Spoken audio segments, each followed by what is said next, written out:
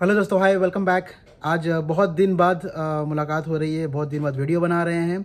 और ये वीडियो इसलिए मुझे लगा कि ज़रूरी है क्योंकि बहुत सारे स्टूडेंट्स जो है उनके बड़े ही अजीब अजीब सवाल आते हैं। चलो ठीक है, मैंने आपको बोला है कि आपके क्वेश्चंस होंगे और मेरे आंसर होंगे, तो आज इसीलिए मैं सोचा कि क्यों ना आज ये वीडियो बनाया जाए।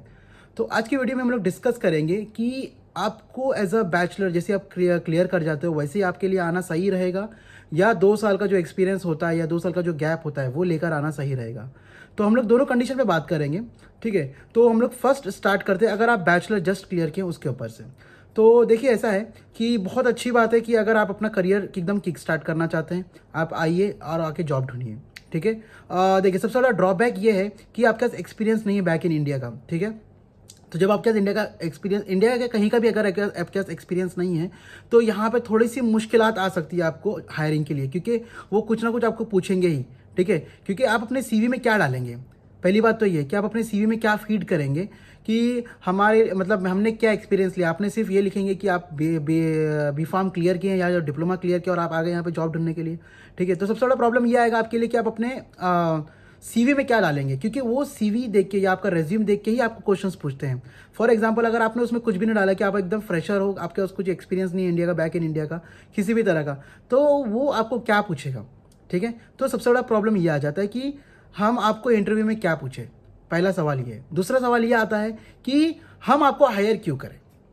ठीक है, तो अगर आपका क्वेश्चन अगर आता है आपको इंटरव्यू की तरफ से कि अगर आपको हम लोग क्यों हायर करें, क्योंकि आपका तो फर्स्ट ऑफ ऑल एक्सपीरियंस नहीं है। ठीक है, सेकेंडली हमें नहीं पता कि आप क्या काम करने वाले हो यहाँ पे, तो आप क्या उसको ये करेंगे। ठीक है, तो देखिए, आप इस इंटरव्यू की या इस तरह के क्वेश्चंस को आप इजीली टैकल कर सकते हैं। तो पहला टैकलिंग क्वेश्चंस का आंसर ये रहेगा आपका कि हमारे पास भले से एक्सपीरियंस नहीं है, बट हम एज अ फ्रेश ग्रेजुएट है, तो इसका मतलब ये है कि आप मुझे जिस तरह से आप मुझे प्रैक्टिस करने बोलेंगे मैं उस तरह से आपके लिए प्रैक्टिस करूंगा। फॉर एग्जांपल, अगर मेरे पास पहले से एक्सपीरियंस है, ठीक है, तो मैं शायद उतना ट्राई नहीं करूं या उतना फोकस नहीं रखूं जो वो बता रहा है, क्योंकि मैं पहले से प्रैक्टिस करके आ चुका हूं। ठीक है, बट अगर मेरे पास कोई किसी भी तरह का एक्सपीरियंस नहीं है, तो सामने वाला जो बोलेगा मुझे वही करना है बराबर, तो आपका वो एक्सपीरियंस काउंट होगा। ओके, तो अगर आपको यहाँ पर एज अ बैचलर आना है, कोई प्रॉब्लम नहीं, आप आइए, बेफिक्र होकर आइए और आके आप जॉब ढूंढिए। बट सबसे बड़ा ड्रॉबैक ये है कि कोई भी ठीक है विदाउट डीएचए को हायर नहीं करता है। ठीक है, तो सबसे बड़ा दिक्कत ये है कि आपको कोई हायरिंग नहीं करेगा except for one company, that is life pharmacy. अभी मेरे को फिलहाल में पता नहीं उन लोग हायर कर रहे कि नहीं कर रहे। मैं ये आपको बता रहा हूँ, कम से कम 2 साल पुरानी बात बता रहा हूँ कि वो हायर करते थे। ठीक है, अभी का मुझे पता नहीं। अगर आप में से अगर मेरे जो भी व्यूअर्स है या जो भी मेरे सब्सक्राइबर्स है, अगर उन्होंने हाल ही में इंटरव्यू दिया और उन्होंने क्रैक किया एज अ नॉन फार्मासिस्ट, तो वो प्लीज़ मुझे रिप्लाई करें, मैसेज करें, तो इससे मेरे लिए भी बेनिफिट होगा कि मैं लोगों को बता सकूँ कि हाँ भाई, आज भी वो हायर कर रहे हैं। But other than life pharmacy मुझे नहीं लगता कि कोई भी कंपनी हायर करती है, क्योंकि जितने भी लोगों को या जितने भी लोगों से मैंने बात किया है, वो या तो फार्मासिस्ट रहे हैं या तो असिस्टेंट फार्मासिस्ट रहे हैं।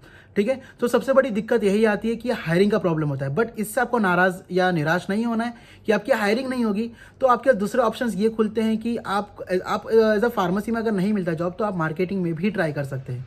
ठीक है, क्योंकि दुबई का सबसे अच्छा रूल यही है, दुबई का या यूएई का पूरा सबसे अच्छा रूल यही है कि अगर आपको यहाँ पे अगर ऐसा मार्केटिंग में अगर आपको ट्राई करना है, तो आपको फार्मासिस्ट होना लाजिम है, ज़रूरी है। ठीक है, बट उसके लिए भी एक शर्त दिया जाता है कि आपके पास ड्राइविंग लाइसेंस होना ज़रूरी है। ठीक है, तो बहुत से कम ऐसी कंपनीज होती है जो आपको हायर करती है, और अगर हायर की भी तो आपको सैलरी भी कम देती है।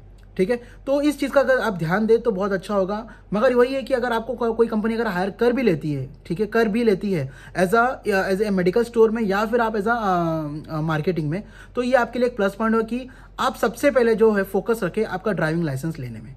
ठीक है, जैसे आप ड्राइविंग लाइसेंस लेते हैं तो आपके लिए ऑप्शंस खुल जाते हैं। मैं ये नहीं बोलता कि आपका जैकपॉट लग गया, बट आपके लिए ऑप्शंस और खुल जाते हैं, आप और अच्छी जगह पे जॉब कर सकते हैं, क्योंकि अगर आपके पास ड्राइविंग लाइसेंस है तो आपके पास मार्केटिंग के ऑप्शंस खुल जाते हैं। पहली बात ये। दूसरी बात ये, अगर आप डीएचए एग्जाम जैसे कि आपने फार्मेसी में काम करना स्टार्ट किया और आप जैसे ही सोचते हैं कि अगर मेरे को डीएचए एग्जाम भी देना है इन फ्यूचर, तो जैसे ही आप इसमें जॉब करना स्टार्ट करते हैं, तो आप डीएचए के साइट में जाके एज अ ट्रेनी के लिए अप्लाई कर सकते हो आप अपनी तरफ से, या फिर आप अपनी कंपनी के एचआर को बोलिए कि मुझे जो है आप मेरे लिए अप्लाई करिए डीएचए के वेबसाइट पे जाके कि मैं एज अ ट्रेनी स्टार्ट कर चुका हूँ, क्योंकि आपको 2 साल का फिर भी आपको एक्सपीरियंस तो चाहिए ही चाहिए, बराबर। तो आपका जैसे ही आप यहाँ पे स्टार्ट करते हैं तो वो एक्सपीरियंस ऑटोमेटिकली काउंट होना स्टार्ट होता है। और जैसे आपका सपोज अभी आप मिड टर्म में, मतलब 1 साल में आपने जॉब चेंज किया, कहीं और चेंज कर रहे हो या शिफ्ट कर रहे हो, तो वो 1 साल का आप वहाँ से एक्सपीरियंस सर्टिफिकेट ले लीजिए, और जहाँ पे भी आप ज्वाइन करते हैं तो वहाँ से जो बचा कुचा जो एक्सपीरियंस होगा वहाँ से आप ले सकते हैं। ठीक है, तो ये रही बात कंप्लीटली आपके as a pharmacist, non pharmacist के लिए। ठीक है, जो कंप्लीट बैचलर्स कर लिए बट उनको वहाँ पे इंडिया में जॉब नहीं करना, उनको यहीं पे आके अपना किक स्टार्ट करना है। ठीक है, अब बात करते हैं हम लोग 2 साल वालों की। तो देखिए 2 साल वालों के पास प्लस पॉइंट ये है कि आपके पास डीएचए की एलिजिबिलिटी लेटर होगी। ठीक है, तो अगर आपका एलिजिबिलिटी लेटर है तो आपके जॉब मिलने के चांसेस पहले तो बढ़ जाते हैं। दूसरी बात अगर मैं करूं कि बहुत से स्टूडेंट्स ऐसे होते हैं जिन्होंने इंडिया में एज अ मार्केटिंग में काम किया है और 2 साल भी हो गया उनको, और प्लस साथ ही साथ उन्होंने पार्ट टाइम में कहीं काम भी किया है एज अ मेडिकल में एज अ फार्मासिस्ट। तो उनके लिए एक प्लस पॉइंट ये हो जाता है कि वो मार्केटिंग प्लस मेडिकल स्टोर दोनों में ट्राई कर सकते हैं, बट शर्त यह है कि आपको मेडिकल में अगर काम करना है तो आपको डीएचए दे के आना है।